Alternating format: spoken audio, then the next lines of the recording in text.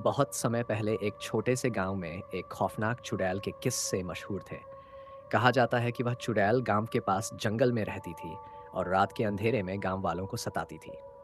लोग कहते थे कि उसकी लाल आंखें आग की तरह जलती थी और वह लंबी सफेद साड़ी पहनती थी जो जमीन तक घिसरती रहती थी। उस चुड़ैल का असली नाम रत्ना था, जो कई साल पहले गांव की एक साधारण महिला थी। गांव वाले उसे बहुत पसंद करते थे, लेकिन उसके साथ एक दिन बहुत बुरा हुआ। रत्ना का पति एक जमींदार था जिसने पैसे के लालच में उसकी हत्या कर दी और उसकी आत्मा को चैन नहीं मिला। मरने के बाद उसकी आत्मा चुड़ैल बन गई और तब से ही उसने गांव के लोगों से बदला लेना शुरू किया।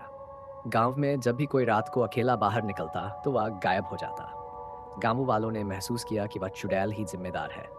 लोग कहते थे कि रत्ना की चुड़ैल हर अमावस्या की रात को आती है और जो भी उसे देख लेता वह कभी वापस नहीं लौटता।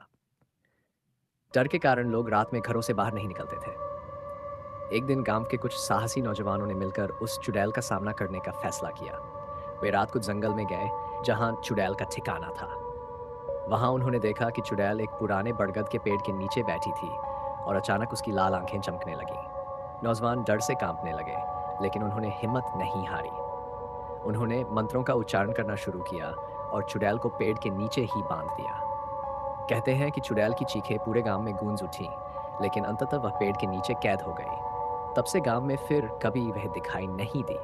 लेकिन गांव वाले आज भी उस पेड़ से दूर रहते हैं क्योंकि उन्हें लगता है कि अगर कोई उस पेड़ के पास गया तो चुड़ैल फिर से आज़ाद हो जाएगी। ये कहानी गांव वालों के दिलों में हमेशा के लिए खौफ पैदा कर गई।